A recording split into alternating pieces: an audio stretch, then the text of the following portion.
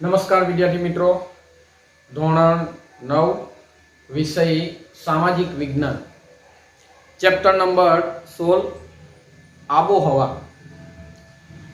તો વિદ્યાર્થી મિત્રો, લાસ્ટ લેક્ચરમાં આપણે 15મું જે ચેપ્ટર એની જળ પરિવાહ એ વિશેની ઘણી બધી માહિતીઓ પ્રાપ્ત કરી. ફરીથી આજે આપણે ભૂગોળનું આ ચેપ્ટર જેનું હેડિંગ છે આબોહવા, તો એ ચેપ્ટર વિશેની માહિતીઓ આપણે અહીં પ્રાપ્ત કરીશું. આબોહવા એટલે કે ભારત દેશની વાત કરીએ તો ભારત દેશ એક એવો દેશ છે કે જે અલગ અલગ ઋતુઓ અનુભવતો દેશ છે. એટલે કે ભારતમાં જે રીતે સમય પ્રમાણે ઋતુઓ અનુભવાય છે એવા ઘણા ખરા દેશોમાં એવી આબોહવા આપણને જોવા મળતી નથી. તો અહીં મિત્રો આપણે ભારતની આબોહવા વિશેની માહિતીઓ આપણે પ્રાપ્ત કરવાના છે.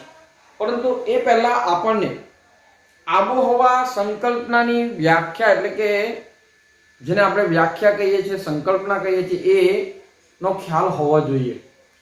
તો આબોહવા કોને કહીશું આપણે? ઘણા ખરા એવા બધા શબ્દો છે. ઝાકળ કોને કહેવાય, આબોહવા કોને કહેવાય, હવામાન કોને કહેવાય, ઠાર બિંદુ કોને કહેવાય, હિમવર્ષા કોને કહેવાય. આવા ઘણા બધા એવા પારિભાષિક શબ્દો જે છે જેની માહિતીઓ આપણને સ્પષ્ટ હોવી જોઈએ. તો મિત્રો, સૌથી પહેલા આપણે આબોહવા કોને કહેવાય એની માહિતી પ્રાપ્ત કરીશું અને પછી ભારતની આબોહવાની શા માટે ભારતમાં શિયાળો અનુભવાય છે, શા માટે ઉનાળો અનુભવાય છે અને શા માટે ચોમાસાની ઋતુઓ અનુભવાતી જોવા મળે, જેની પાછળના અસર કરતા પરિબળો કયા કયા છે, તો એ વિશેની માહિતી આપણે આ ચેપ્ટરમાં પ્રાપ્ત કરવાના છે. આબોહવાની વ્યાખ્યાને આપણે સમજવાનો પ્રયત્ન કરીએ. તો બોર્ડ ઉપર આપણે જોઈ શકીએ છીએ એની વ્યાખ્યા મેં લખેલી છે, જેને આપણે સમજીએ. તો કે આબોહવા એટલે શું? તો કે કોઈ પણ ક્ષેત્રની આબોહવા એટલે કે તે ક્ષેત્રના 35 કે તેથી વધુ વર્ષના સમયગાળા દરમિયાન અનુભવાયેલી હવામાનની ઋતુ સંબંધી પરિસ્થિતિને આબોહવા તરીકે ઓળખવામાં આવે છે. આબોહવા કોને કહીશું? તો સામાન્ય અર્થમાં આપણે જોઈએ તો કે વાતાવરણની લાંબા ગાળાની સરેરાશ પરિસ્થિતિને આપણે, લાંબો ગાળો એટલે કેટલો? તો કે લાંબો ગાળો એટલે કે તે ક્ષેત્રના 35 વર્ષ કે તેથી વધુ વર્ષના સમયગાળા દરમિયાન અનુભવાયેલી હવામાનની ઋતુ સંબંધી પરિસ્થિતિને આબોહવા તરીકે ઓળખવામાં આવે છે. સામાન્ય પરિસ્થિતિમાં, સામાન્ય ભાષામાં આપણે જોઈએ તો એક શબ્દ યાદ રાખો કે આબોહવા કોને કહેવાય? તો કે વાતાવરણની લાંબા ગાળાની સરેરાશ પરિસ્થિતિને એ આબોહવા તરીકે ઓળખવામાં આવે છે. અહીં મિત્રો આપણને શીત ઋતુ, ઉનાળો, ચોમાસાની જે ઋતુઓ અનુભવાય છે એની પાછળના ઘણા બધા પરિબળો કામ કરતા હોય છે. તો આ થઈ આબોહવાની વ્યાખ્યા. હવે હવામાન કોને કહીશું? હવામાનનો અર્થ સ્પષ્ટ કરો. તો કે કોઈ પણ સ્થળની કોઈ એક સમયની કે નિશ્ચિત એવા કોઈ ટૂંકા સમયગાળાની વાતાવરણની સરેરાશ પરિસ્થિતિને હવામાન તરીકે ઓળખવામાં આવે છે. આબોહવામાં આપણે શું જોયું? તો કે અહીં લાંબા ગાળાની સરેરાશ સ્થિતિ છે. કેવી? લાંબા ગાળાની. જ્યારે અહીં શું છે? ટૂંકા ગાળાની. હવે લાંબો ગાળો એટલે કેટલો? તો કે 35 વર્ષ કે તેથી વધુ સરેરાશ પરિસ્થિતિ. અને ટૂંકો ગાળો એટલે કેટલો? કે 35 વર્ષથી ઓછું. ટૂંકમાં આબોહવા એ ઘણા વર્ષોની લાંબા સમયગાળાની હવામાનની વિવિધ પરિસ્થિતિઓનો સરેરાશ દર્શાવે છે. અને હવામાન એ ટૂંકા ગાળાની વાતાવરણની સરેરાશ પરિસ્થિતિને દર્શાવે છે. તો દિવસ દરમિયાન કોઈ પણ સમયે હવામાન બદલાઈ શકે છે. હવામાન બદલવાનો આધાર શું? તો કે હવાનું તાપમાન, હવાનું દબાણ, ભેજ, વરસાદ, ધુમ્મસ કે વાદળનું પ્રમાણ, એને કારણે આવું હવામાન બદલાય છે. હવામાન શા માટે બદલાય છે? એની પાછળના કારણો કયા કયા? તો કે હવાનું તાપમાન, હવાનું તાપમાન, હવાનું દબાણ, ભેજ, ધુમ્મસ વગેરે એ એના કારણો આપણે લઈ શકીએ. જેમ કે વાદળોનું પ્રમાણ પણ એ હવામાન બદલવાનું કારણ લઈ શકીએ છીએ. એટલા માટે હવામાન બદલાય. આપણો ભારત દેશ ખેતી પ્રધાન દેશ છે, એટલે આ ખેતી પ્રધાન દેશમાં ખેતી પ્રવૃત્તિ ઉપર પણ આવી અસરો આપણને જોવા મળે છે. જેમ કે ચોમાસાની ઋતુ એ ખેડૂતો માટે બહુ લાભદાયી ઋતુ ગણે. કેમ? તો કે ખેતી પ્રધાન દેશમાં પાણીની ખૂબ જ જરૂરિયાત રહેલી હોય છે. જે કંઈ ખેતી માટે આપણે પાણી એનો મુખ્ય સ્ત્રોત માનવામાં આવે, તો એવી રીતે ખેતી પ્રવૃત્તિ ઉપર હવામાનની ઘણી અસર આપણને જોવા મળે. અને આપણું ભારતીય હવામાન ખાતું કે જેની હવામાન ઓફિસ દ્વારા જે વેધરકાસ્ટ જે લોકો કરે છે એની માહિતીઓ આપણને આપે છે, અને એને આધારે રોજબરોજનું હવામાન દર્શાવતા એ નકશાઓ એ બહાર પાડે છે. હવે ભારત આબોહવામાં ઘણી વિવિધતા અને વિલક્ષણતા ધરાવતો દેશ છે. એટલે કે પૃથ્વી સપાટીના કેટલાક પ્રદેશોમાં પવનની દિશા ઋતુ પ્રમાણે બદલાય છે. એટલે ઋતુ પ્રમાણે દિશા બદલતા પવનોને શું કહેવાય? મોસમી પવનો કહેવાય. મોસમ ઋતુ પ્રમાણે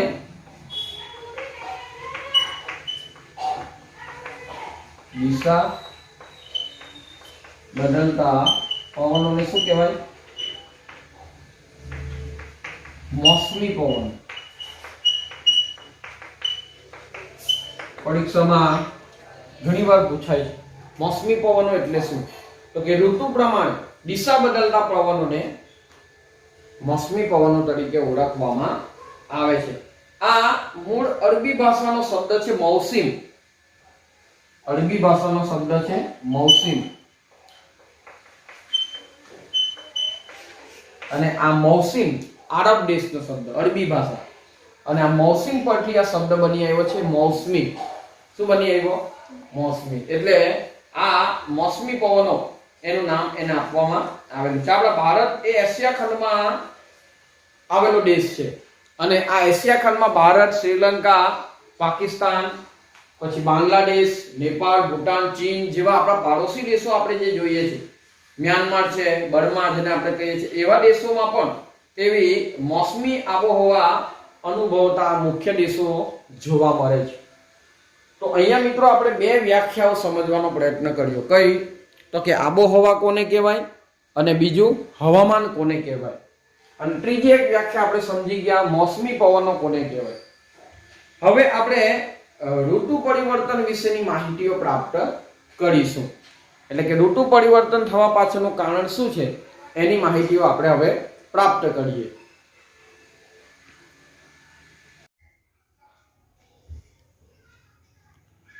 વિદ્યાર્થી મિત્રો, ઋતુ પરિવર્તનના મુખ્ય કારણોની જો આપણે વાત કરીએ તો એના મુખ્ય કારણોમાં પૃથ્વીનું સૂર્યની ચારે બાજુ પરિક્રમણ કરવું, મતલબ કે પરિભ્રમણ કરવું. ઉપરાંત આપણે જાણીએ છીએ એ પ્રમાણે પૃથ્વીની ધડીનું નમન, એટલે કે પૃથ્વી એની ધડી ઉપર નમેલી છે. આથી એની ધડી 23.5 અંશ નમેલી આપણને જોવા મળેલી, અને કક્ષાની સાથે 66.5 અંશનો ખૂણો બનાવે છે. તો પૃથ્વીના ધડી નમનને કારણે એવું કહેવાય કે ઋતુઓ થાય છે. જ્યારે સૂર્યપ્રકાશ જે વિસ્તારોમાં વધારે મેળવવામાં આવતો હોય ત્યારે ઉનાળો, અને ઓછો સમય સૂર્યપ્રકાશ મેળવતા વિસ્તારોમાં શિયાળો અનુભવાય છે. ઘણીવાર પરીક્ષામાં પ્રશ્ન પૂછાય છે કે 22 ડિસેમ્બરે સૂર્યના કિરણો મકર વૃત્ત ઉપર લંબ પડે છે. આથી દક્ષિણ ગોળાર્ધમાં ઉનાળો અને ઉત્તર ગોળાર્ધમાં શિયાળો અનુભવાય છે. તેથી ભારતમાં રાત્રિ લાંબી અને ઠંડી અનુભવાય છે. એવી જ રીતે 21 જૂને કર્કવૃત્ત તરફ સૂર્યના લંબ કિરણો ઉત્તર ગોળાર્ધમાં થતા હોવાથી દિવસ લાંબો બને છે. જેને આપણે હવે અહીં ઋતુ પરિવર્તનના ચિત્રો દ્વારા સમજીએ. તો મિત્રો તમે અહીં ચિત્રોમાં જોઈ શકો છો કે વચ્ચે સૂર્યના કિરણો બતાવેલા છે. આજુબાજુ પૃથ્વીનું ચિત્ર છે અને એમાં એ પૃથ્વીમાંથી પસાર થતા ત્રણેય વૃત્તો કયા? કર્કવૃત્ત, વિષુવવૃત્ત અને મકરવૃત્ત. બરાબર મિત્રો, વચ્ચે તમે આ લાલ જે નિશાન તમને દેખાય છે એ પૃથ્વીની ધરી બતાવેલી છે. એને ઉપરનો ભાગ ઉત્તર ધ્રુવ બોલાય, નીચેનો ભાગ દક્ષિણ ધ્રુવ બોલાય. એવી જ રીતે આ બાજુના ચિત્રમાં પણ તમે જોઈ શકો છો, અહીં પણ એ જ ચિત્ર છે અને એ પૃથ્વીની ધરી ઉત્તર ધ્રુવ અને નીચે દક્ષિણ ધ્રુવ. અહીં દિવસ બતાવ્યો છે 21 જૂનનો દિવસ. તો 21 જૂનનો દિવસ કેમ લાંબો બને છે? તો કે એવું કહેવાય કે 21 જૂને કર્કવૃત્ત તરફ સૂર્યના લંબ કિરણો ઉત્તર ગોળાર્ધમાં પડતા હોવાથી અહીં દિવસ લાંબો બની જાય છે. તમે અહીં જોઈ શકો છો આ જે સૂર્યના કિરણો છે એ શાના ઉપર પડે છે? તો કે કર્કવૃત્ત ઉપર પડે છે અને કર્કવૃત્ત તરફ સૂર્યના લંબ કિરણો ઉત્તર ગોળાર્ધમાં, અહીં તમે જોઈ શકો છો આ ઉત્તર ગોળાર્ધમાં પડતા હોવાથી અહીં દિવસ લાંબો બની જાય છે. પરંતુ 22 ડિસેમ્બરની જ્યારે આપણે વાત કરીએ, અહીં ચિત્રમાં તમે જોઈ શકો છો કે આ જે 22 ડિસેમ્બર જે છે એ 22 ડિસેમ્બરે અહીં જે સૂર્યના કિરણો એ શાના ઉપર પડે છે? તો કે મકરવૃત્ત ઉપર લંબ પડે છે. અહીંયા મકરવૃત્ત છે, લંબ એટલે કે લાંબા પડે છે. આથી દક્ષિણ ગોળાર્ધમાં ઉનાળો અનુભવાય અને ઉત્તર ગોળાર્ધમાં શિયાળો આપણને અનુભવાતો જોવા મળે છે. તો આવી રીતે ઋતુ પરિવર્તન આપણે જોઈ શકીએ છીએ. પૃથ્વીનું ધરી ભ્રમણ અને એનું કક્ષા ભ્રમણ એ ગતિની સીધી અસર માનવ જીવનના ખોરાક, પોશાક અને રહેઠાણ ઉપર આપણે જોવા મળે છે ને. જેવી રીતે ઉનાળો આવે એટલે આપણા કપડાં પણ એ ટાઈપના બદલાઈ જાય, ઉનાળાનો ખોરાક પણ આપણો બદલાઈ જાય અને રહેઠાણો પણ આપણા બદલાય. રહેઠાણ મતલબ કે ગરમી પડે એટલે લોકો એર કન્ડિશનર અથવા એસી એવા સાધનોનો ઉપયોગ કરતા થઈ જાય છે. શિયાળાની ઋતુ અનુભવાય તો એના એ પોશાક બદલાઈ જાય. લોકો સ્વેટર, ગરમ જેકેટ પહેરવાનું શરૂ કરે અને એ ખોરાક પણ એનો બદલાય. લોકો બને ત્યાં સુધી આવા ઠંડા વાતાવરણમાં ગરમ વસ્તુ ખાવાનો આગ્રહ રાખતા હોય છે. અને રહેઠાણની વાત કરીએ તો હરેક વ્યક્તિઓ જ્યાં હુંફાળું વાતાવરણ મળે અથવા ઘરોમાં હીટર જેવા સાધનોનો પણ ઉપયોગ કરે છે. અને ચોમાસાની વાત કરીએ તો ત્યારે પણ લોકો એ ચોમાસામાં પોતે રેઇનકોટ પહેરતા જોવા મળે અને એવી જ રીતે ચોમાસાના ખોરાકમાં પણ આપણે બદલાવ જોવા મળે છે. તો ભારત જેવા આવા મોસમી આબોહવા ધરાવતા દેશોમાં ઋતુ પ્રમાણે દિશા બદલતા આ શિયાળાના અને ઉનાળાના મોસમી પવનો એ ઋતુગત હવામાન ઉપર અસર કરતા હોય છે અને આ ઋતુના હવામાનને કારણે ઘણા આગવા લક્ષણો મળે છે. આથી જ આવી આબોહવાને મોસમી આબોહવા કહેવાય છે. એને મોસમી આબોહવા તરીકે ઓળખવામાં આવે છે. તો મિત્રો, અહીં આપણે ઋતુ પરિવર્તનની વાત આ એક ઋતુ પરિવર્તનના ચિત્રો દ્વારા સમજવાનો પ્રયત્ન કરીએ. હવે આપણે વાત કરીએ ભારતની આબોહવાની વિવિધતાની. તો મિત્રો, આપણે આ એક પીડીએફના માધ્યમથી જે આપણે ચિત્ર દ્વારા જે બે વાતને આપણે સમજવાનો પ્રયત્ન કર્યો. કઈ બે વાત? તો કે ભારતમાં 22 ડિસેમ્બરનો દિવસ કેમ લાંબો જોવા મળે છે અને 21 જૂનનો દિવસ 22 ડિસેમ્બરનો જે દિવસ એમાં શિયાળો અનુભવાય છે અને 21 જૂને આપણને દિવસ કેમ લાંબો બને છે. આ પ્રશ્નની આપણે માહિતી પ્રાપ્ત કરી ચિત્ર દ્વારા. આ પુસ્તકમાં આ ચિત્ર પણ આપેલું છે અને એ ચિત્ર દ્વારા આપણે એને સમજવાનો પ્રયત્ન કર્યો. હવે ભારતની આબોહવાની વિવિધતાની આપણે માહિતી મેળવી. તો કે ભારતની આબોહવામાં ઘણી બધી એવી વિવિધતા જોવા મળે છે. જેમ કે આપણે દરિયા કિનારાના વિસ્તારોમાં, આપણે નજીકના કોઈ વિસ્તારોમાં રહેતા હોય તો જેમ જેમ આપણે દરિયા કિનારાની નજીક જઈએ તેમ એની આબોહવા આપણને સમ આબોહવા જોવા મળે. સમ, વિષમ, ખંડીય આવા બધા શબ્દ આપણે નાના ધોરણોમાં સમજી ગયેલા છે. સમ આબોહવાનો અનુભવ થાય. જ્યારે દરિયા કિનારાથી આપણે દૂર જઈએ ત્યારે ખંડીય આબોહવા આપણને જોવા મળે છે ને. જેમ જેમ આપણે દરિયાની નજીક જઈએ તેમ ઠંડીનો અનુભવ થાય, ઠંડકનો અનુભવ થાય. એટલા માટે ઉનાળામાં લોકો સહેલાણીઓ જેને કહેવાય એ આવા ટુરિઝમ સ્થળે વિઝિટિંગ કરવા માટે જાય છે, વિઝિટેડ પ્લેસ ઉપર, અને ત્યાં આવી રીતે દાખલા તરીકે સાપુતારા છે, એવા હવા ખાવાના જે સ્થળો જેને કહી શકીએ એવા સ્થળોએ બધા સહેલાણીઓ જાય છે.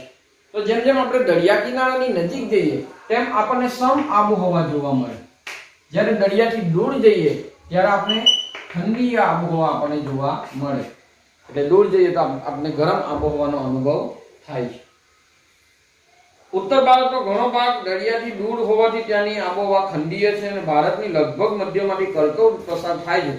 એટલે દક્ષિણ ભાગ ઉષ્ણકટિબંધમાં અને ઉત્તર ભાગ સમશીતોષ્ણ કટિબંધમાં. ઉષ્ણ એટલે ગરમ, સમશીતોષ્ણ, સમ વત્તા શીત વત્તા ઉષ્ણ, સરખી, બહુ ઠંડુ પણ નહીં અને બહુ ગરમ પણ નહીં, સમશીત ઉષ્ણ, સરખું શીત ઉષ્ણ જેને કહેવાય. અને એને આધારે એવું કહેવાય કે એને પરિણામે દેશના જુદા જુદા ભાગોમાં આવેલા સ્થળોના તાપમાન અને વરસાદમાં આપણને ઘણો મોટો તફાવત નોંધાયેલો જોવા મળે છે. ફોર એક્ઝામ્પલ આપણે વાત કરીએ તો કે કાશ્મીરમાં આવેલું જે લેહ તથા દ્રાસનું તાપમાન એ શિયાળામાં -45 થઈ જાય. જમ્મુ કાશ્મીર આપણે જઈએ તો ત્યાંનું જે લેહ અને દ્રાસનું જે તાપમાન છે ત્યાં માઇનસ ડિગ્રીમાં જાય, 45°- પરંતુ એ જ ભારતના હવે આપણે બીજા વિસ્તારની વાત કરીએ, જેમ કે આજે શ્રી ગંગા રાજસ્થાનમાં આવેલું જે શ્રી ગંગાનગરનું અલવર ખાતે એ જ સમય દરમિયાન ઉનાળાનું 51°C તાપમાન આપણને જોવા મળે. કેટલો બધો ડિફરન્સ છે. એક બાજુ -45°C નું તાપમાન એ જ સમયગાળા દરમિયાન, જેમ કે જમ્મુ કાશ્મીરના વિસ્તારોમાં, ઉત્તર ભારતમાં. જ્યારે એનાથી નીચેના વિસ્તારોમાં જોઈએ, જેમ કે આપણે અલવર એક સ્થળ લીધું રાજસ્થાન, તો એ સમયે એનું તાપમાન 45°C જેટલું જોવા મળે છે. એટલે જમ્મુ કાશ્મીરની વાત કરીએ તો -45°, અને રાજસ્થાનની વાત કરીએ તો એ સમયગાળા દરમિયાન 51°C તાપમાન ત્યાં ઊંચું નોંધાય છે. એવી જ રીતે પૂર્વ ભારતમાં મેઘાલય રાજ્યના ચેરાપુંજીમાં, ચેરાપુંજી એટલે દુનિયાનો સૌથી વધુ વરસાદ ક્યાં પડે? પરીક્ષા માટે મોસ્ટ આઈએમપી, દુનિયાનો સૌથી વધુ વરસાદ માઇન્ડમાં ફિટ કરી રાખજો, ચેરાપુંજી. પરીક્ષા માટે મોસ્ટ આઈએમપી કહી શકાય એવો આ એમસીક્યુ ખાલી જગ્યા માટે છે. દુનિયાનો સૌથી વધુ વરસાદ પડે છે ભારતના ચેરાપુંજી વિસ્તારમાં. વાર્ષિક વરસાદ જેમાં સૌથી વધારે નોંધાય છે, 1200 સેન્ટીમીટર વરસાદ જેટલો નોંધાયેલો છે. અને એનાથી 16 કિલોમીટર દૂર આવેલું જે મૌસી નરમ, ત્યાં 24 કલાક આપણને વરસાદ જોવા મળે. અહીંયાથી 16 કિલોમીટર દૂર જઈએ અને ત્યાં મૌસી નરમ નામનું સ્થળ છે, જ્યાં 24 કલાક જ્યારે પણ તમે જાઓ ત્યાં વરસાદ પડતો હોય એવું સ્થળ પરીક્ષામાં પણ આ પૂછાય છે, એ નોંધાયેલું છે. અને જ્યારે પશ્ચિમ રાજસ્થાનમાં આવેલા રણ પ્રદેશમાં સમગ્ર વર્ષ દરમિયાન કેવળ 10 થી 12 સેન્ટીમીટર વરસાદ પડે છે. તો દેશમાં કોઈ એક પ્રદેશમાં પૂરની વિકટ પરિસ્થિતિ ભયંકરતાથી સર્જે તો બીજા પ્રદેશમાં વરસાદ ન પડવાની પણ આવી વિપરીત પરિસ્થિતિઓ આપણને જોવા મળે, આવી વિરોધાભાસી પરિસ્થિતિ આપણને જોવા મળે. ઘણીવાર ગાજવીજના તોફાનો, જેને થંડરસ્ટોર્મ, ધૂળની ડમરીઓ ઉઠવી અને ઉષ્ણકટિબંધીય ચક્રવાતોની વિનાશક અસરો કેટલાક પ્રદેશોમાં પણ થતી જોવા મળે. આમ ઋતુગત હવામાન અનેકવિધ રીતે આપણને અસરકારક નીવડે છે. તો મિત્રો, અહીંયા આપણે વાત કરી ભારતમાં આબોહવાની જે ભિન્નતા જોવા મળે છે, વિવિધતા જોવા મળે છે, ભારતની આબોહવાની વિવિધતા. એક એક્ઝામ્પલ આપણે અહીં જોયું, આ એક્ઝામ્પલ આપણે જોયું કે જમ્મુ કાશ્મીરનું જે લેહ અને દ્રાસ જે સ્થળ છે ત્યાં -45°C તાપમાન જોવા મળે, નીચું, એટલી બધી ઠંડી અનુભવાય. જ્યારે એ જ સમયમાં બીજી બાજુ તમે રાજસ્થાનનું જે અલવર વિસ્તાર છે, એ અલવર વિસ્તારમાં તમે જાઓ તો 51°C તાપમાન ઊંચું જોવા મળે છે. તો આવો વિપરીત પરિસ્થિતિ વાળી આબોહવા આપણને જોવા મળે છે. તો મિત્રો, અહીંયા સુધી આપણે અહીં એક ચેપ્ટરમાં એક પ્રશ્નની જે માહિતીઓ પ્રાપ્ત કરી જેમાં આ જે બધી આબોહવા છે એ માણસના જીવનના ખોરાક, પોશાક અને રહેઠાણ ઉપર અસર કરે છે. અને આપણે એની વાતો અગાઉ પણ કરી છે કે કેવી રીતે આપણને એ અસર કરે છે. તો અહીં આપણે સૌથી પહેલા આબોહવાની વાત કરી, ત્યાર પછી હવામાનની વાત કરી. કેટલાક પારિભાષિક શબ્દો આવે છે જે જોઈએ આપણે. તો કે ઝાકળ કોને કહેવાય? તો કે હવામાં રહેલો ભેજ પૃથ્વી સપાટીના ઠંડા ભાગ કે પદાર્થો પર પાણીના ટીપા સ્વરૂપે જોવા મળે તો એને શું કહેવાય? ઝાકળ પડલું કહેવાય. આપણને શિયાળામાં એનો અનુભવ થાય છે. ઝાકળ પડે આપણે એમ કે તો ઝાકળ પડેલું કોને કહેવાય? તો કે હવામાં રહેલો ભેજ પૃથ્વીના સપાટીના ઠંડા ભાગ કે એ પાણીના ટીપા સ્વરૂપમાં જોવા મળે તો એને આપણે ઝાકળ તરીકે ઓળખીએ છીએ. થળીકરણ અથવા ઘનીભવન કોને કહેવાય? તો કે હવામાં રહેલો ભેજ એના વાયુ સ્વરૂપમાંથી ઘન કે પ્રવાહી સ્વરૂપમાં ફેરવાય ત્યારે એ ભેજ ઠરવાની ક્રિયાને થળીભવન અથવા ઘનીભવન કહેવામાં આવે છે. ભેજ ઠરવાની ક્રિયાને શું કહેવાય? ઘનીભવન.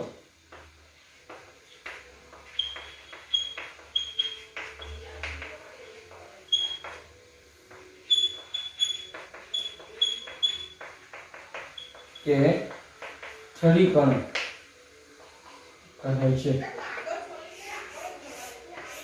પરીક્ષામાં ઘણીવાર પૂછી શકાય ઘનીભવન એટલે શું અથવા થળીકરણ એટલે શું? તો કે હવામાં રહેલો ભેજ એના વાયુ સ્વરૂપમાંથી ઘન કે પ્રવાહી સ્વરૂપમાં ફેરવાય ત્યારે હવામાંનો ભેજ ઠરવાની આ ક્રિયાને થળીકરણ અથવા ઘનીભવન તરીકે ઓળખવામાં આવે છે.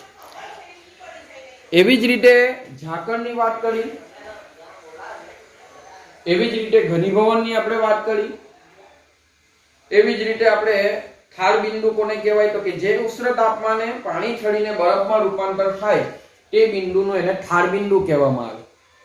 પાણીનું જ્યારે બરફમાં રૂપાંતર થાય તે સમયે એ બિંદુ આપણે જે બિંદુ મળે એટલે કે ઉષ્ણતામાને પાણી ઠરીને બરફમાં રૂપાંતર પામે તે બિંદુને એનું ઠાર બિંદુ કહેવામાં આવે. હિમવર્ષા કોને કહેવાય? તો કે જે પાણીનો ભાગ હોય એ બરફમાં રૂપાંતર પામે અને એને કારણે પાણીની જગ્યાએ હિમકરા પડે, નાના નાના ટુકડાઓ પડે અથવા સ્નો પડે. વિદેશોમાં આપણને જોવા મળે, કાશ્મીરમાં આપણને જોવા મળે, કુલ્લુ, મનાલી, શિમલા બાજુ જાઓ તો આપણને સ્નો પડેલો જોવા મળે. તો એ હિમવર્ષા જેને આપણે કહી શકીએ છીએ. પછી આપણે વાત કરી આબોહવાની, પછી આપણે વાત કરી હવામાનની અને પછી વાત કરી આપણે વાતાવરણ કોને કહેવાય? તો આપણે સમજીને આવે કે પૃથ્વીની ચારે બાજુ વિતરાઈને આવેલા હવાના આવરણને શું કહેવાય? વાતાવરણ તરીકે ઓળખવામાં આવે છે. પૃથ્વીની ચારે બાજુ વિતરાઈને આવેલા હવાના આવરણને શું કહેવાય? વાતાવરણ તરીકે ઓળખવામાં આવે છે. તો મિત્રો અહીં આપણે એની માહિતીઓ પ્રાપ્ત કરી. સૌથી પહેલા તો હવે આબોહવાની વ્યાખ્યા ફરીથી એકવાર જોઈએ તો કે કોઈ પણ ક્ષેત્રની આબોહવા એટલે કે એક ક્ષેત્રના 35 કે તેથી વધુ વર્ષના સમયગાળા દરમિયાન અનુભવાયેલી હવામાનની ઋતુ સંબંધી પરિસ્થિતિને આબોહવા તરીકે ઓળખવામાં આવે. લાંબા ગાળાની એટલે કેટલી? તો કે 35 વર્ષ કે તેથી વધુ વર્ષના સમયગાળાની. લાંબા ગાળા આવે એટલે આબોહવા અને ટૂંકા ગાળાની પરિસ્થિતિ આવે એટલે હવામાન. તો કે હવામાન એટલે શું? તો કે કોઈ પણ સ્થળની કોઈ એક સમયની કે નિશ્ચિત એવા કોઈ ટૂંકા ગાળાની, અહીં શબ્દ આવે છે ટૂંકા સમયગાળાની વાતાવરણની સરેરાશ પરિસ્થિતિને, હવે ટૂંકા ગાળાની એટલે કેટલું? કે 35 વર્ષથી ઓછું, તો એને હવામાન તરીકે ઓળખવામાં આવે છે. પછી મિત્રો આપણે વાત કરી કે આ જે હવામાન એ જે બદલાય છે એ હવામાન બદલવાનો આધાર શાના ઉપર રહેલો છે? આ પણ પરીક્ષામાં પૂછાય છે.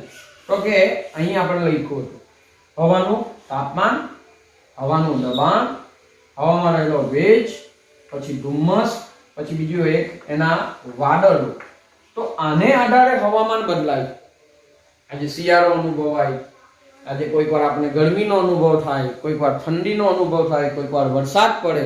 તો આ બધું શાના કારણે થાય? તો કે એ હવામાં રહેલું તાપમાન, એનું દબાણ, ભેજ, ધુમ્મસ, વાદળો વગેરેને આધારે આવું હવામાન બદલાતું જોવા મળે છે. ત્યાર પછી આપણે વાત કરી ચિત્રો દ્વારા આપણે એ પ્રશ્નની માહિતીઓ પણ પ્રાપ્ત કરી, ઋતુ પરિવર્તનની આપણે વાત કરી. ત્યાર પછી આપણે જોયું કે ભારતમાં આ જે બધી આબોહવા છે એની ભારતના રહેઠાણ, પોશાક અને ખોરાક ઉપર પણ એની અસર જોવા મળે. તો એ પ્રશ્નની ચર્ચા પણ આપણે માહિતી પ્રાપ્ત કરી ગયા. અને ત્યાર પછી આપણે મોસમી પવનો કોને કહેવાય? તો કે ઋતુ પ્રમાણે દિશા બદલતા પવનને શું કહેવાય? મોસમી પવનો તરીકે ઓળખવામાં આવે છે. ઋતુ પ્રમાણે દિશા બદલતા પવનોને શું કહેવાય? મોસમી પવનો કહેવામાં આવે છે. એની પણ આપણે માહિતીઓ પ્રાપ્ત કરી. ત્યાર પછી આપણે ભારતની આબોહવાની વિવિધતા વિશેની માહિતીઓ પ્રાપ્ત કરી. તો ભારતની આબોહવાની વિવિધતા, તો કે એનું એક એક્ઝામ્પલ આપણે અહીં જોયું. તો કે જમ્મુ કાશ્મીરનો જે લેહ અને દ્રાસ વિસ્તાર છે એમાં -45° તાપમાન જોવા મળે. એટલી બધી ઠંડી, કાતિલ ઠંડી પડે. અને એ સમયે તમે રાજસ્થાનમાં જાઓ તો એનું તાપમાન 51°C ઊંચું જોવા મળે. ત્યાં ગરમીનો અનુભવ થાય. જમ્મુ કાશ્મીરમાં ઠંડીનો અનુભવ થાય, એ જ સમયે જો રાજસ્થાનમાં માણસ ઉભેલો તેને શું થાય? ગરમીનો અનુભવ જોવા મળે છે. તો આટલી વિવિધતા પણ જોવા મળે. ત્યાર પછી દુનિયાનો સૌથી વધુ વરસાદ ક્યાં પડે? ચેરાપુંજીમાં. ક્યાં આવે? આપણા ભારતમાં આવેલું ચેરાપુંજી. દુનિયાનો સૌથી વધુ વરસાદ ચેરાપુંજીમાં જોવા મળે છે. અને કયા સ્થળે 24 કલાક આપણને વરસાદ જોવા મળે? તો ત્યાંથી 16 કિલોમીટર દૂર આવેલું એક સ્થળ છે. કયું? મૌસીનરમ. મૌસીનરમ એ ત્યાં 24 કલાક તમે જાઓ તો 12 દિવસ તમને વરસાદ જોવા મળે છે. તો એ પ્રશ્નની આપણે માહિતીઓ પ્રાપ્ત કરી. ત્યાર પછી કેટલીક સંકલ્પનાઓ જોઈ કે ઝાકળ કોને કહેવાય, થાળ બિંદુ કોને કહેવાય, બરાબર, ઘનીભવન કોને કહેવાય, તો એ પણ આપણે માહિતીઓ પ્રાપ્ત કરી. તો આજે હવે આપણે હોમવર્કમાં દરેક વિદ્યાર્થી મિત્રોએ આ સંકલ્પના વ્યાખ્યા લખવાની છે જે મેં સમજાવી છે. તો સૌથી પહેલા લખવાની છે આબોહવા, અહીંયા લખેલી છે. પછી હવામાન, ત્યાર પછી અહીં લખું છું. ત્યાર પછી આપણે વાત કરી ઝાકળની, કે ઝાકળ કોને કહેવાય. ત્યાર પછી આપણે વાત કરી સ્થળીકરણ અથવા ઘનીભવન, બરાબર. ત્યાર પછી આપણે થાળ બિંદુની વાત કરી. ત્યાર પછી હિમવર્ષાની વાત કરી. આટલી સંકલ્પનાઓ દરેક વિદ્યાર્થી મિત્રોએ પોતાના હોમવર્કના સ્વરૂપમાં લખવાની રહેશે. તો મિત્રો અહીં આપણે આ પ્રશ્નની સમજૂતી પૂરી કરીએ છીએ. હવે પછી નેક્સ્ટ વિડીયોમાં આપણે આજે આબોહવા પર અસર કરતા જે પરિબળો છે, આબોહવાને અસર કરતા જે પરિબળો છે એની માહિતી આપણે નેક્સ્ટ વિડીયોમાં મેળવીશું. Thank you.